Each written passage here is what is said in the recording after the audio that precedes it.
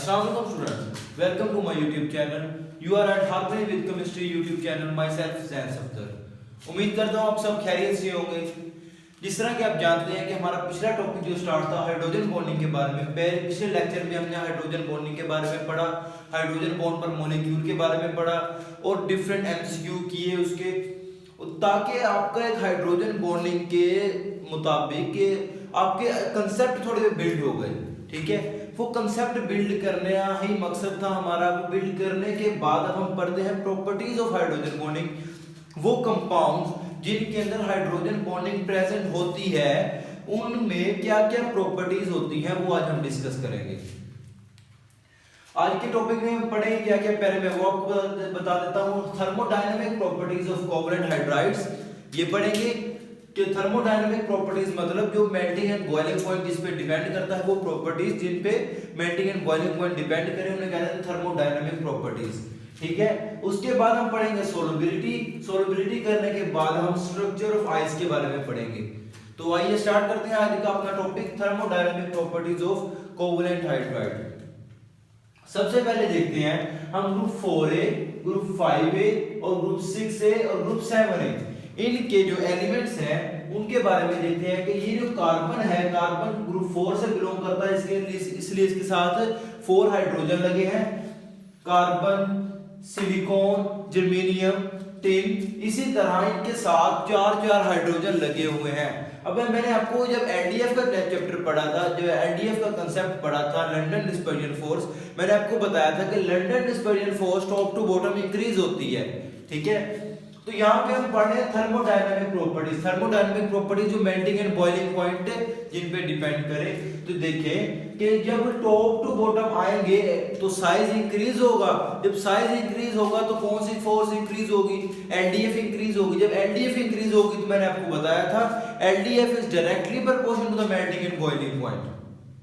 ठीक है, यहाँ पे देख लेते हैं LDF London dispersion force is directly proportional to the melting point and boiling point.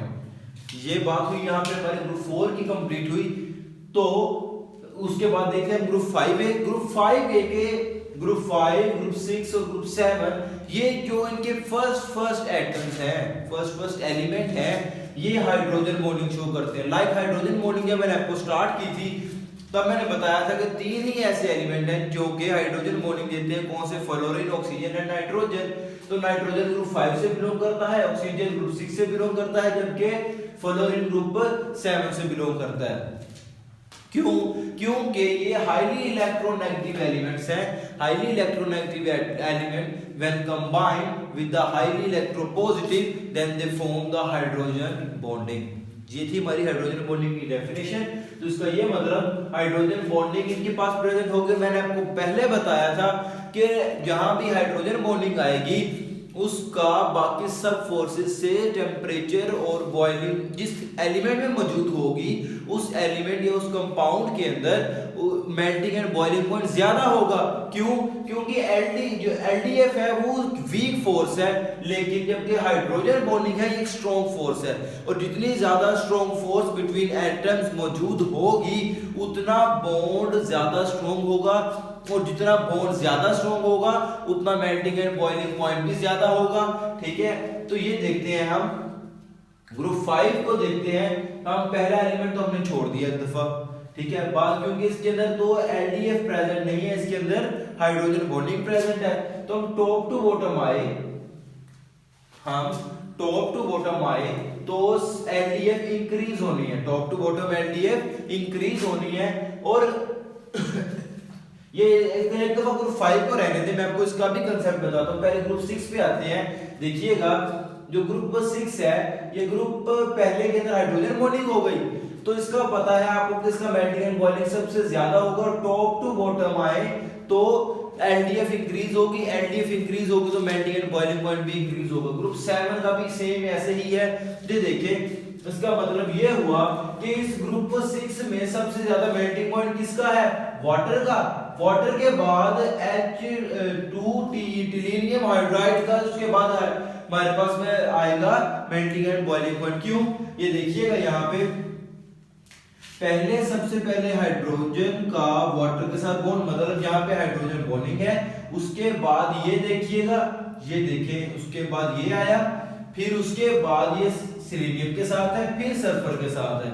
ठीक है, यहां से आपको बात एक समझ आई कि melting and boiling point size के डायरेक्टली प्रोपोर्शनल है। Melting and boiling point size के डायरेक्टली प्रोपोर्शनल है। टॉप टू बॉटम आएंगे तो साइज इंक्रीज होगा। जब साइज इंक्रीज होगा तब जब साइज इंक्रीज होगा तो मेल्टिंग एंड बॉइलिंग पॉइंट भी इंक्रीज होगा। ठीक है, जब melting and boiling point increase हुआ सबसे ज्यादा तो इसका है वाटर का, उसके बाद किसका है टेलिनियम का, फिर सेलेनियम का एंड देन सल्फर का। तो यही ट्रेंड हमारे पास बना कि अगर कोई आपसे पूछे, आपको कोई MCQ they they which of following has highest melting and boiling point, तो ये चार ऑप्शन आपके पास हो तो आपने डायरेक्ट टिक करना है वाटर को। ठीक है, उसके बाद इसी तरह ग्रुप 7 है। ग्रुप 7 का क्या है, हाइड्रोजन फ्लोराइड के अंदर हाइड्रोजन बॉन्डिंग है और इस हाइड्रोजन बॉन्डिंग के प्रेजेंट होने की वजह से इसका मेल्टिंग एंड बॉइलिंग पॉइंट सबसे ज्यादा है। उसके बाद ये जो लास्ट वाला है हाइड्रोजन आयोडाइड, उसको लिखा हमने। हाइड्रोजन आयोडाइड के बाद ब्रोमाइड, ब्रोमाइड के बाद देन क्लोराइड लिखा। ठीक है, ये था हमारे पास मेल्टिंग एंड बॉइलिंग पॉइंट। आप फिर देखते हैं ग्रुप 4A। 4A का क्या है, carbon, selenium, germanium and tin. तो आपको पता है इनके अंदर किसी में भी हाइड्रोजन बॉन्डिंग प्रेजेंट नहीं है, तो जो सबसे नीचे होगा उसकी एलडीएफ सबसे ज्यादा है और जो सबसे ज्यादा एलडीएफ होगी उसका मेल्टिंग एंड बॉइलिंग पॉइंट ज्यादा है। यही एंड पे आया tin hydride, germanium hydride, silicon hydride and then carbon hydride. ठीक है, ये देखो अब हमारे पास एक रह गया ग्रुप 5। ग्रुप 5 रह गया। यहां पे मैंने आपको बताया टॉप टू बॉटम इंक्रीज हो रही है एलडीएफ। होना तो ये चाहिए था कि NH3 का मेल्टिंग एंड बॉइलिंग पॉइंट ज्यादा होना चाहिए था, क्योंकि इसके अंदर हाइड्रोजन बॉन्डिंग प्रेजेंट है, इसके अंदर हाइड्रोजन बॉन्डिंग प्रेजेंट है, लेकिन उससे भी ज्यादा SbH3 का मेल्टिंग एंड बॉइलिंग पॉइंट है। क्यों? Because of high molecular mass. इसका मॉलिक्यूलर मैस इतना ज्यादा हो जाता है, इसका मॉलिक्यूलर मैस इतना ज्यादा हो जाता है कि इसका मेल्टिंग एंड बॉइलिंग पॉइंट इस NH3 से भी ज्यादा है। इसका melting and boiling point NH3 से भी ज्यादा। ये एक एक्सेप्शन है कि ग्रुप 5 में SbH3 का melting and boiling point NH3 से भी ज्यादा है। हालांकि SbH3 के अंदर LDF मौजूद है जबकि NH3 के अंदर हाइड्रोजन बॉन्डिंग मौजूद है। और मैंने बताया था कि हाइड्रोजन बॉन्डिंग जहां पे ज्यादा होगी वहां पे मेल्टिंग एंड बॉइलिंग पॉइंट ज्यादा होगा। लेकिन यहाँ पे ये एक एक्सेप्शन है SbH3 की कि इसके अंदर हाइड्रोजन बॉन्डिंग भी नहीं है, लेकिन फिर भी NH3 से मेल्टिंग एंड बॉइलिंग पॉइंट ज्यादा है। क्यों? Because of their high molecular mass. इसका मॉलिक्यूलर मैस ही इतना ज्यादा हो जाता है कि ये इसका melting and boiling point NH3 से ज्यादा हो जाता है। तो फिर हमारे पास ट्रेंड क्या बना, SbH3, NH3, ASH3 and then PH3।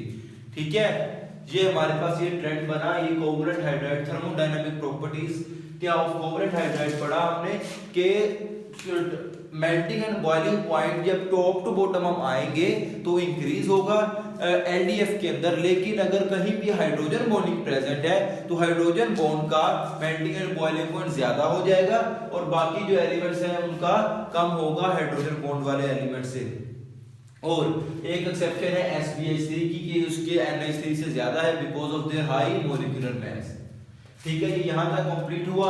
उसके बाद देखते हैं हम सोलबिलिटी क्या होती है। जैसा कि आप जानते हैं कि लाइक डिसॉल्व लाइक मतलब पोलर ने पोलर के अंदर डिसॉल्व होना है, नॉन पोलर ने नॉन पोलर के अंदर डिसॉल्व होना है। पोलर ने पोलर के अंदर डिसॉल्व होना है और नॉन पोलर ने नॉन पोलर के अंदर डिसॉल्व होना है। और आपको एक बात बहुत अच्छे तरीके से पता है कि वाटर जो है ये पोलर है, वाटर इज पोलर। अच्छा, पोलर और नॉन पोलर का पता कैसे लगता है कि ये पोलर है या नहीं है? एक ही कंपाउंड के अंदर, एक ही एलिमेंट के अंदर अगर पॉजिटिव और नेगेटिव चार्ज दोनों मौजूद हैं, अगर पॉजिटिव और नेगेटिव चार्ज दोनों मौजूद हैं तो उसको हम कह देंगे ये पोलर है। लेकिन अगर पॉजिटिव और नेगेटिव चार्ज मौजूद नहीं है तो उसको हम कह देंगे ये नॉन पोलर है। और पोलर ने पोलर में डिसॉल्व होना है, नॉन पोलर ने नॉन पोलर में डिसॉल्व होना है। लाइक ये देखिएगा, वाटर के अंदर ऑक्सीजन के ऊपर पार्शियल नेगेटिव चार्ज होता है, जबकि हाइड्रोजन के ऊपर पार्शियल पॉजिटिव चार्ज होता है। अभी मैंने आपको बताया कि जिसके अंदर पॉजिटिव और नेगेटिव दोनों मौजूद हो उसको हम कहते हैं पोलर, और जिसके अंदर पॉजिटिव और नेगेटिव दोनों मौजूद ना हो उसको हम कहते हैं ये नॉन पोलर है। ठीक है, तो ये देखिए लाइक डिसॉल्व लाइक, यही प्रॉपर्टी होती है कि जो पोलर है उसने पोलर में डिसॉल्व होना है और जो नॉन पोलर है उसने नॉन पोलर में डिसॉल्व होना है। जैसा कि अब ये देखिए अल्कोहल जो है ये पोलर है और ये वाटर के अंदर डिसॉल्व हो जाती है, और अल्कोहल और वाटर दोनों के अंदर हाइड्रोजन बॉन्डिंग प्रेजेंट है। कल भी हमने काफी पिछले लेक्चर में हमने काफी एमसीक्यू किए थे, पिछले लेक्चर्स में हमने काफी एमसीक्यू किए थे जिसमें अल्कोहल के अंदर हमने देखा था कि 1 हाइड्रोजन बॉन्ड पर मॉलिक्यूल मौजूद था, पर मॉलिक्यूल मौजूद था, हाइड्रोजन बॉन्ड पर मॉलिक्यूल एक था, और वाटर के अंदर 2 हाइड्रोजन बॉन्ड पर मॉलिक्यूल थे, और अल्कोहल का जो मेल्टिंग एंड बॉइलिंग पॉइंट है वो कम था वाटर से।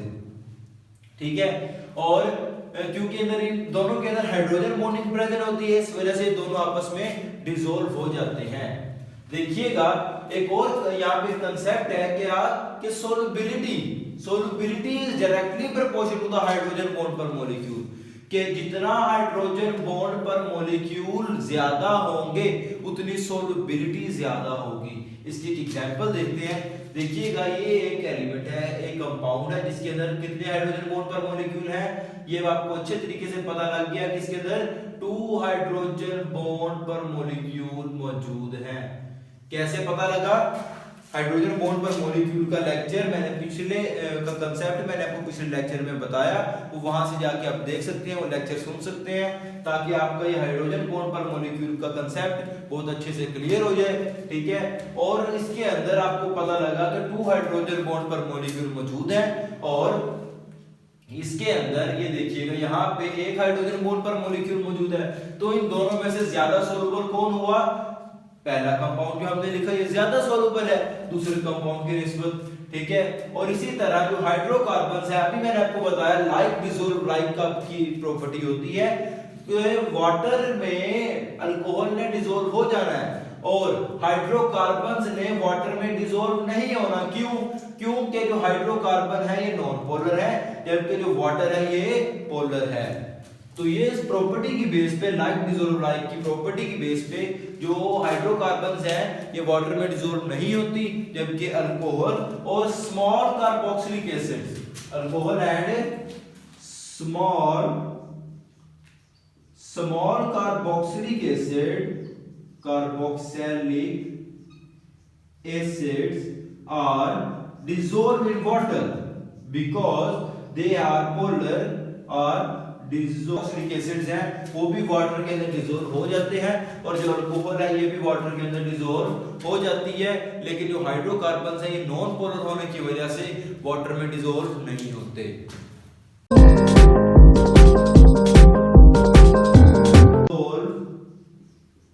In water are dissolved in water because they are polar and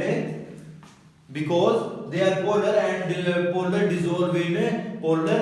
इस वजह से जो स्मॉल कार्बन हम देखते हैं स्ट्रक्चर ऑफ आइस के बारे में। ठीक है, आपको इस बात का अच्छे तरीके से पता है कि जब वाटर लिक्विड फॉर्म में होता है तो उसके अंदर जो एंगल है उनके मॉलिक्यूल के दरमियान जो एंगल बनता है वो एंगल होता है 104 डिग्री। 104 डिग्री का एंगल होता है when water is liquid.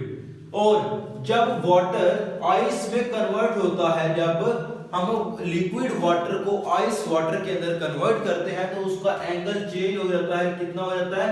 109.5 degree centigrade उसका एंगल हो जाता है। और ये बात एमसीक्यू के लिए बहुत इंपॉर्टेंट है कि जो वाटर है आइस के अंदर इसका जो स्ट्रक्चर है ये हेक्सागोनल स्ट्रक्चर है, लेकिन जो वाटर होता है लिक्विड फॉर्म में इसका बेंट एंगुलर और वी शेप्ड स्ट्रक्चर होता है। बेंट एंगुलर या वी शेप्ड स्ट्रक्चर होता है जब ये लिक्विड फॉर्म में होता है, लेकिन जब ये सॉलिड फॉर्म में होता है ये एक अरेंजमेंट, प्रॉपर अरेंजमेंट में होता है, जिसको उस अरेंजमेंट का नाम है हेक्सागोनल स्ट्रक्चर। ठीक है, ये देखिएगा ये वाटर का मैंने मॉलिक्यूल बनाया, वाटर ये हाइड्रोजन बॉन्ड बना के दूसरे वाटर का मॉलिक्यूल के साथ कंबाइन किया हुआ है, और इस अरेंजमेंट की वजह से, ये जो अरेंजमेंट हो रही है, इस अरेंजमेंट की वजह से दरमियान में एम्प्टी स्पेसेस आ जाती हैं, और उन एम्प्टी स्पेसेस के ज्यादा होने की वजह से वाटर की जो आइस वाटर है, जो आइस है उसकी जो डेंसिटी होती है, आइस की डेंसिटी क्या होती है, लो होती है, जबकि जो वाटर है उसकी डेंसिटी, वाटर की डेंसिटी क्या होती है, वाटर की डेंसिटी ज्यादा होती है।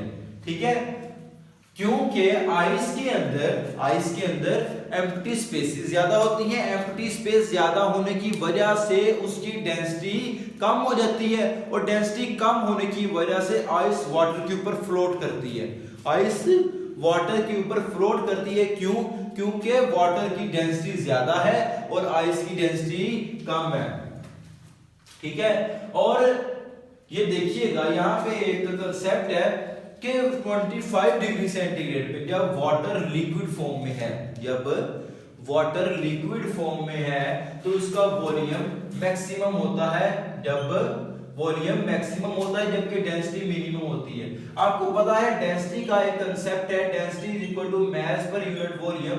जब वॉल्यूम ज्यादा होगा तो डेंसिटी ने कम होना है, जब वॉल्यूम ज्यादा हुआ तो डेंसिटी ने कम होना है, लेकिन अगर वॉल्यूम कम होगा तो डेंसिटी ऑटोमेटिकली ज्यादा हो जाएगी। ठीक है, तो यहां पे देखो वॉल्यूम क्या हुआ, मैक्सिमम, और डेंसिटी क्या होगी फिर मिनिमम, क्योंकि डेंसिटी और वॉल्यूम का इनवर्स रिलेशन है। ठीक है, और जब हमने यहां से 25 डिग्री सेंटीग्रेड से टेम्परेचर कम करना स्टार्ट किया, 25 से टेम्परेचर कम करते करते हम 4 डिग्री पर ले आए, 25 से हम 4 डिग्री पर ले आए, तो अब जो वॉल्यूम है वो कम होने लग गया। जब हमने 25 से 4 डिग्री सेंटीग्रेड पे टेम्परेचर डिक्रीज किया तो वॉल्यूम कम होने लग गया, और वॉल्यूम कम हुआ तो डेंसिटी ऑटोमेटिकली इंक्रीज होने लग जाएगी। और ये याद रखिएगा कि जो मॉलिक्यूल हैं ये आपस में करीब आने लग जाते हैं। जब हम टेम्परेचर डिक्रीज करते हैं तो जो वाटर मॉलिक्यूल्स हैं वो करीब आएंगे, और करीब आने की वजह से एक अरेंजमेंट बनेगी, उस अरेंजमेंट को हमने कह दिया हेक्सागोनल स्ट्रक्चर है। और जब वो करीब आएंगे तो उसका वॉल्यूम कम होने लग जाएगा, जब वॉल्यूम कम होगा तो उसकी डेंसिटी ज्यादा हो जाएगी। ठीक है, अब हम 4 डिग्री सेंटीग्रेड तक ले आए टेम्परेचर को, 4 डिग्री सेंटीग्रेड तक। अब हमने 4 डिग्री से फर्दर डिक्रीज किया टेम्परेचर को, जब हमने फर्दर डिक्रीज किया तो मॉलिक्यूल की अरेंजमेंट स्टार्ट हो गई। क्या हो गई? जो वाटर मॉलिक्यूल थे उनके दरमियान अरेंजमेंट स्टार्ट हो गई, और उस अरेंजमेंट स्टार्ट होने की वजह से जो वॉल्यूम ज्यादा होने लग गया, वॉल्यूम ज्यादा होने लग गया। ये देखिएगा ये वाटर है, ये वाटर मॉलिक्यूल है, ये लिक्विड फॉर्म में है, इसके दरमियान कोई अरेंजमेंट मौजूद नहीं है, तो इसके दरमियान एम्प्टी स्पेसेस भी नहीं है। लेकिन 4 डिग्री सेंटीग्रेड से जब हमने कम टेम्परेचर किया, यहाँ पे लिक्विड वाटर था जो कि यहाँ पे आइस में कन्वर्ट होने स्टार्ट हो गया। जो लिक्विड वाटर है ये बर्फ में कन्वर्ट होना स्टार्ट हुआ। जब स्टार्ट हुआ तो इनके दरमियान में अरेंजमेंट आ गई, एक स्पेशल अरेंजमेंट आई। उस अरेंजमेंट की वजह से दरमियान में एम्प्टी स्पेसेस आई, एम्प्टी स्पेसेस ज्यादा आई तो वॉल्यूम क्या हो गया, मैक्सिमम या इंक्रीज होना स्टार्ट हुआ, और डेंसिटी क्या हो गई, डिक्रीज होनी स्टार्ट हो गई। और जब डेंसिटी डिक्रीज हुई तो डेंसिटी के डिक्रीज होने की वजह से जो बर्फ है ये पानी के ऊपर फ्लोट करने लग जाती है। ठीक है, और इसी ऊपर रहने की वजह से, आइस के ऊपर रहने की वजह से जो समंदर या झीलों के अंदर जो बर्फबारी होती है, जो आइस जम जाती है, वो एक इंसुलेटर का काम करती है, जो कि जमीन, जो वाटर के अंदर प्रेजेंट जो लिविंग ऑर्गेनिजम्स हैं उनको उनकी जो हीट है उसको लॉस नहीं होने देती, जो बाहर हीट नहीं जाने देती। इस वजह से जो प्लांट्स और फिशेस वगैरह मौजूद होती हैं अंडर वाटर, वो काफी मंथ के लिए वो अंदर सरवाइव कर सकती हैं, क्योंकि ये जो आइस है, लेयर ऑफ आइस, ये इंसुलेट कर देती है, लेयर ऑफ आइस इंसुलेट कर देती है किसको, फर्दर हीट लॉस को। जो लेयर ऑफ आइस है, जब ये बर्फ ऊपर जमी हुई है तो ये फर्दर हीट लॉस नहीं होने देती वाटर की, और इस वजह से इंसुलेटर का काम करती है, और इस वजह से जो फिश और मैनी प्लांट्स हैं वो सरवाइव कर जाते हैं under water for many of the months. ठीक है स्टूडेंट्स, यहाँ ये था आज का हमारा टॉपिक। पिछले टॉपिक में हमने हाइड्रोजन बॉन्डिंग के बारे में पढ़ा था और उसके सारे कंसेप्ट क्लियर किए थे, लेकिन आज के टॉपिक में हमने उसकी प्रॉपर्टीज पढ़ी हैं, thermodynamic properties, solubility and the structure of ice. उम्मीद करता हूँ आप सबको समझ आई होगी, और तब दुआ में याद रखिएगा। ठीक है स्टूडेंट्स, अल्लाह हाफिज।